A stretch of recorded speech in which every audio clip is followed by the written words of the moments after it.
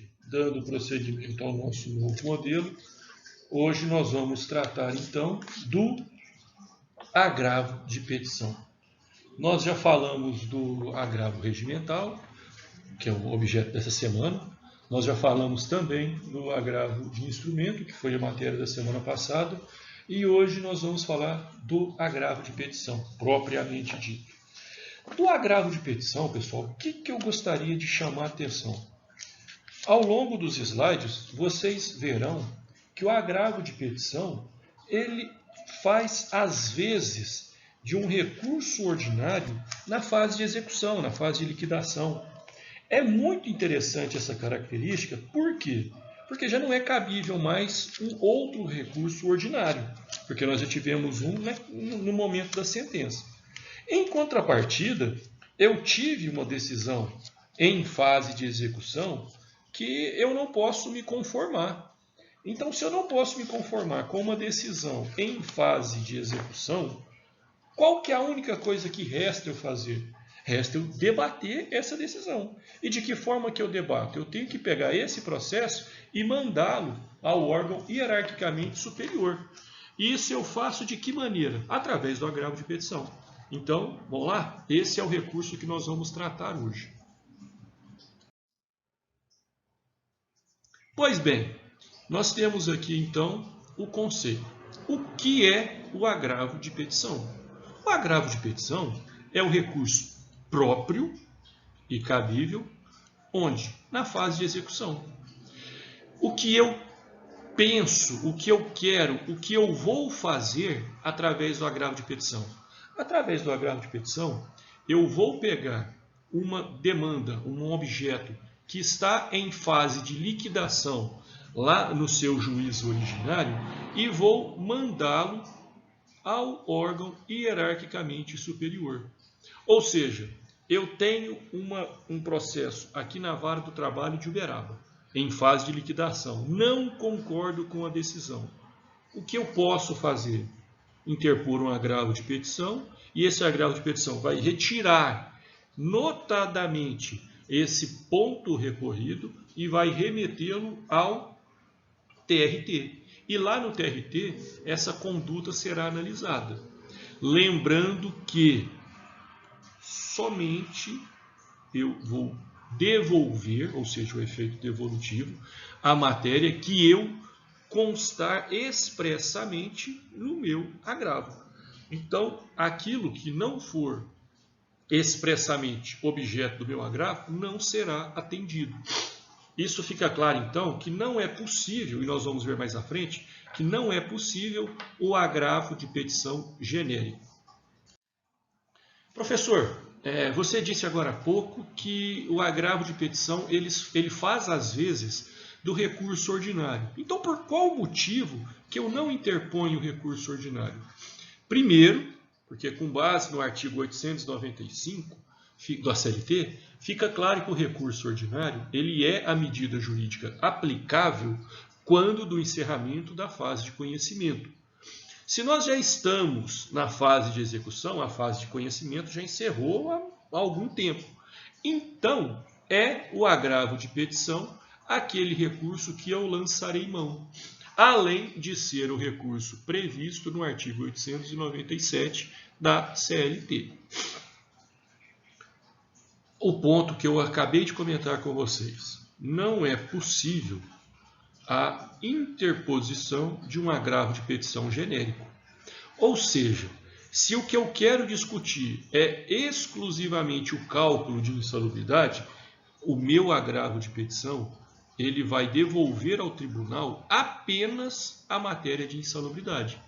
Se eu tiver outra condenação, hora extra, se eu tiver condenação de dano moral e elas não forem objeto do meu agravo, significa que o processo vai correr tranquilamente quanto a essas outras matérias. É isso daqui, ó. É o que está nesse tópico abaixo. Aquilo que não for impugnado será iniciada a execução. Isso, pessoal, se vocês forem rememorar o que nós já tratamos, fica bem claro que o efeito devolutivo ele não suspende nada além do que aquilo que permanece em discussão. Tudo que já foi resolvido, tudo que já foi encerrado, eu considero por finalizado e já possibilito a execução. Então, naquele exemplo que eu dei, vamos supor que eu tenha aqui um processo que esteja tratando de insalubridade e hora extra. Então, de cá, insalubridade e de cá, hora extra. Esse trecho aqui, eu discordo. Então, se eu discordo via agravo de petição, o que eu faço com essa matéria de insalubridade? Eu remeto ela ao TRT. E o que acontece com essa matéria aqui, que eu já concordei? Com essa matéria aqui, eu permito a execução. E a causa é simples, pessoal. Se eu não discuto, significa que eu concordei. Então, se eu concordei, a consequência que se espera é que seja executado. Simples assim. Aquilo que eu debato leva ao TRT e aquilo que eu concordo, eu possibilito a execução. Vamos fazer aquilo que eu gosto, porque eu acho, gente, e esse é um sentimento do professor João Paulo, eu acho que os artigos, exceto aqueles com falhas terríveis na sua redação, que não traz nenhum tipo de clareza, só traz obscuridade, alguns artigos eles são melhores do que doutrinas, por serem autoexplicativos. E o artigo 897, quanto da fixação da competência, muito simples. Então vamos lá. O agravo de petição ele está previsto no caput do artigo 897. Então cabe agravo de petição. Professor, qual é o prazo para interposição? Os mesmos 8 dias do agravo regimental e do agravo de instrumento. Professor, qual é a decisão que comporta o agravo de petição?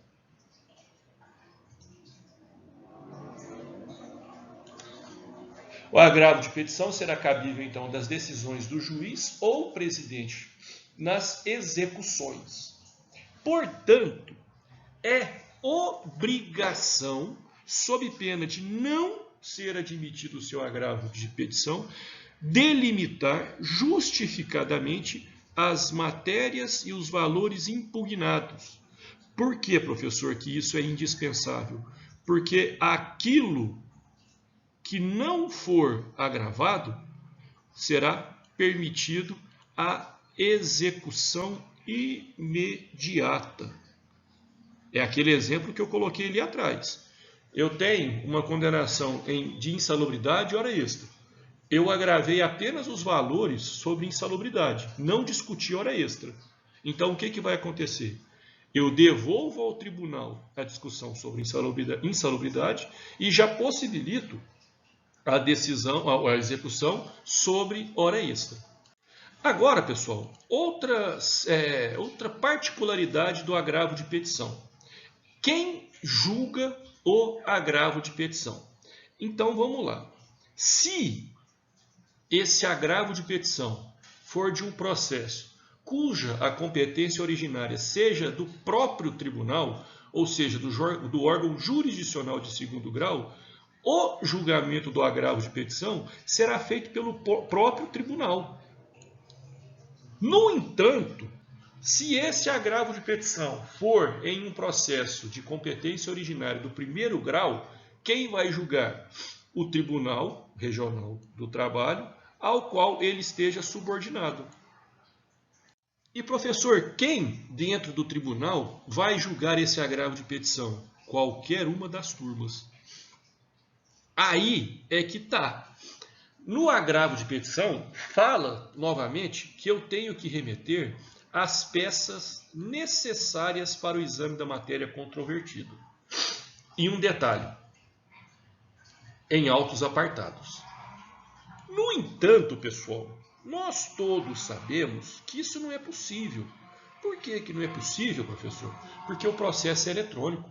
O PJE, ele vai fazer o quê? Ele vai habilitar que a autoridade do segundo grau ou a autoridade do órgão hierarquicamente superior que ele faça a análise dentro da página do PJE.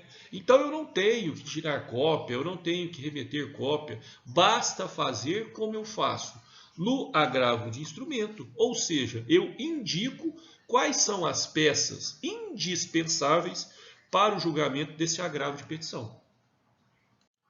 E um outro ponto que merece destaque também é o parágrafo 8º, que ele fala que quando o agravo de petição versar sobre contribuições sociais, que o juiz vai fazer o quê? Ele vai determinar a extração de cópias, mas na verdade não é. É a remessa daquilo que for indispensável para a autoridade superior. Para quê? Para que ela seja analisada.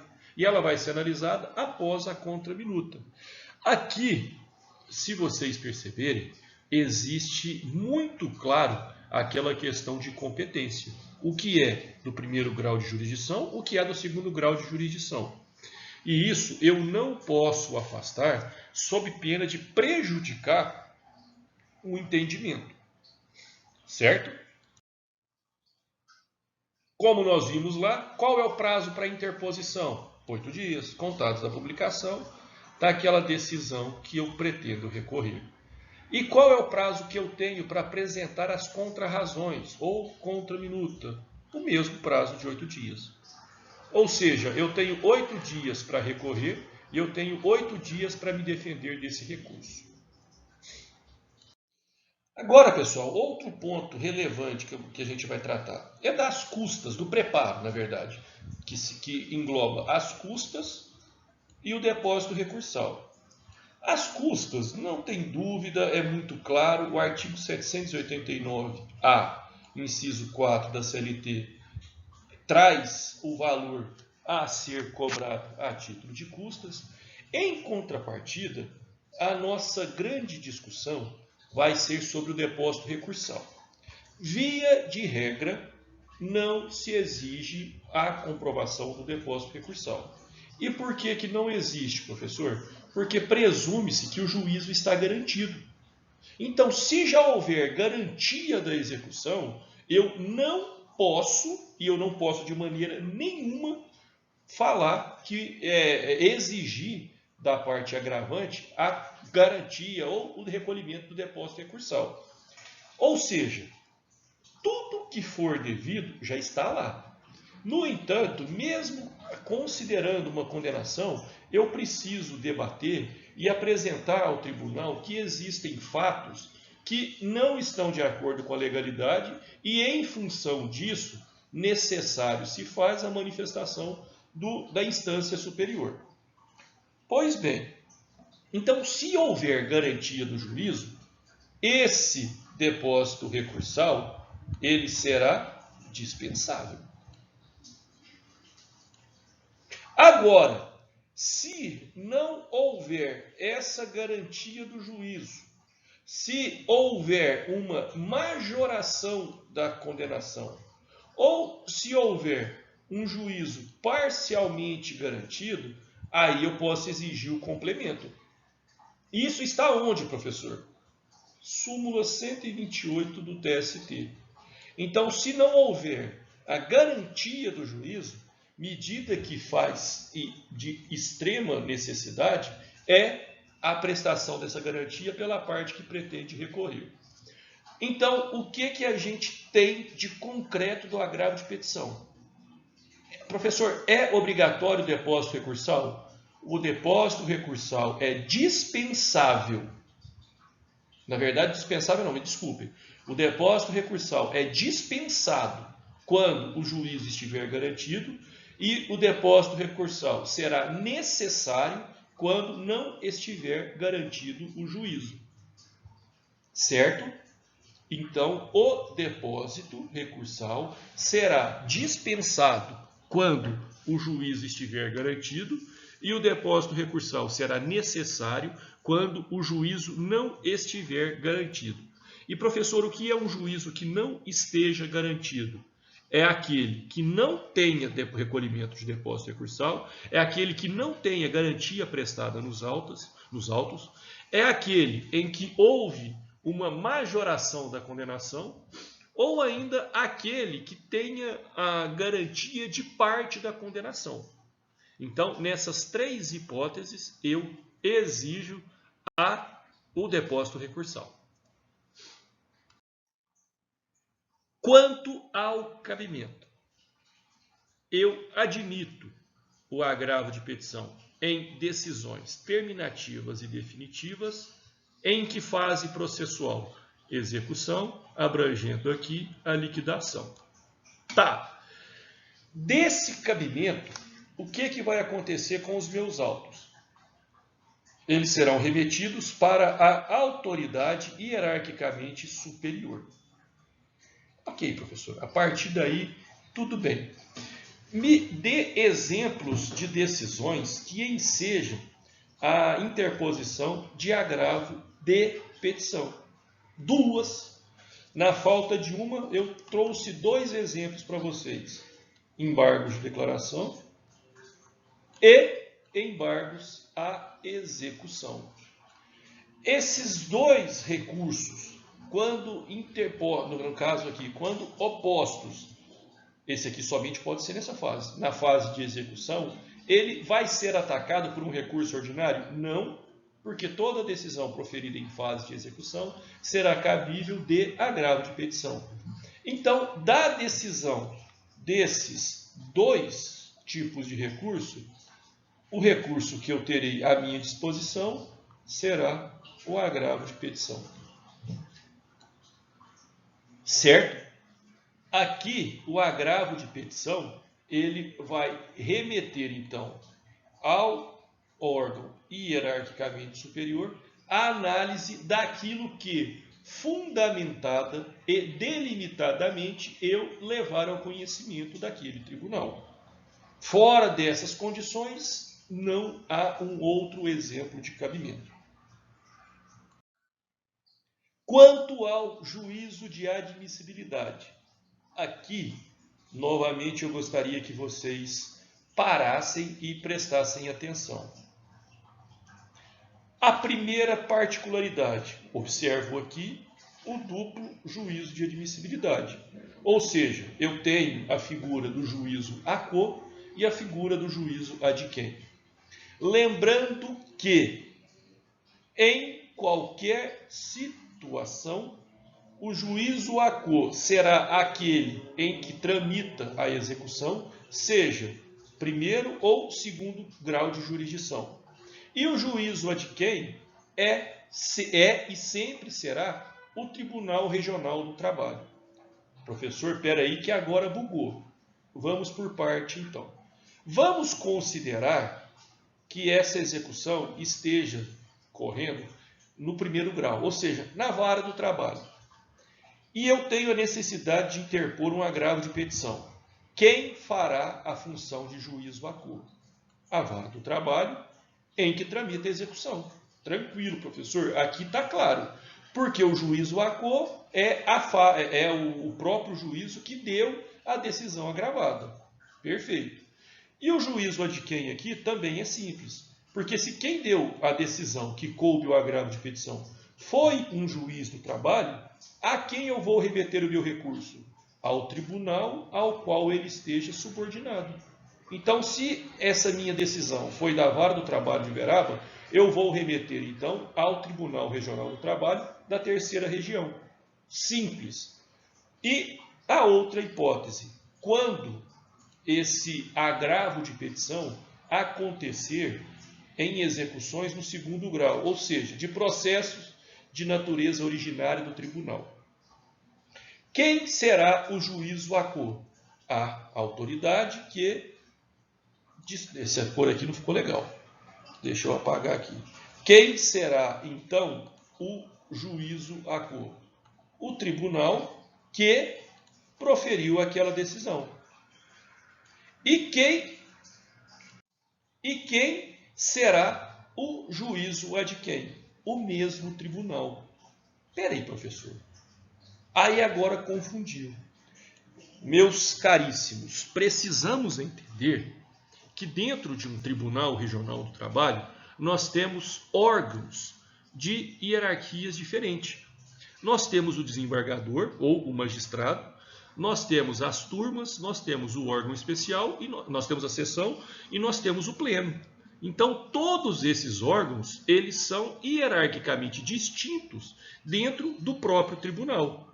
Então, por isso que o agravo de petição em execução que esteja correndo no segundo grau de jurisdição, no próprio tribunal, ele terá o duplo juízo de admissibilidade feito pelo mesmo tribunal, porém, órgãos distintos dentro desse tribunal.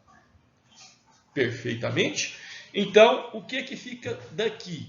Que eu observo o duplo juízo de admissibilidade.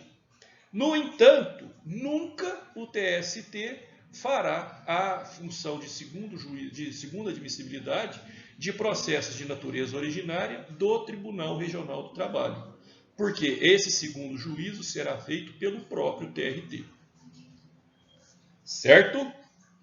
Prosseguindo. Aqui é aquele ponto previsto no parágrafo 1º do 897. Eu preciso limitar aquilo que eu pretendo recorrer. Eu não admito em hipótese alguma agravo de petição genérica. Professor, e se eu for malandrão e tentar fazê-lo? O seu recurso não será admitido porque lhe falta pressuposto de admissibilidade. A ausência dessa especificação, ela impede que o tribunal intervenha, porque ele não vai analisar outros pontos. Ele precisa ter delimitado aquilo que seja indispensável, certo? Então, nós não teremos aqui, de nenhuma maneira, a figura do agravo de petição genérico. E como que eu ultrapasso esse requisito? Simples por demais. Delimitando a matéria agravada e delimitando os valores impugnados. Certo? E a partir daí a gente volta àquele conceito do princípio devolutivo. Ou seja, eu processo o meu agravo somente no que foi agravado. O restante do processo não vai ficar paralisado por conta desse aspecto. Por isso que eu garanto a execução imediata quanto ao restante do pedido. E quanto ao agravo de petição das contribuições sociais? Aqui eu prevejo o único objeto para essa finalidade, que seria apenas quanto às contribuições sociais. No entanto, a consequência prática é a mesma. Eu suspendo não, porque eu não vou nem usar esse nome para não causar confusão. Eu paraliso a execução no que tange às contribuições sociais e o restante da execução permanece inabalado. Certo?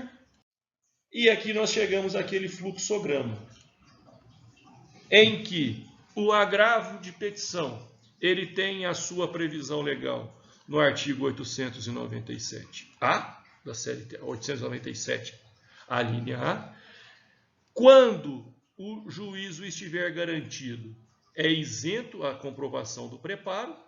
Quando o juízo não estiver garantido, será exigido o preparo. Será cabível, portanto, contra decisão terminativa ou definitiva em fase de execução. Aqui eu tenho o duplo juízo de admissibilidade, sendo o primeiro feito pela vara ou pelo tribunal, e o segundo sempre feito pelo tribunal, e o prazo para interposição de 8 dias. Certo? Pessoal, tentei fazer o estudo do agravo de petição de uma forma bem singela, bem rápida, e espero trazer a compreensão de vocês, ou então estarei disponível nos nossos momentos online e ao vivo. Certo? Fiquem todos com Deus, tenham uma excelente semana.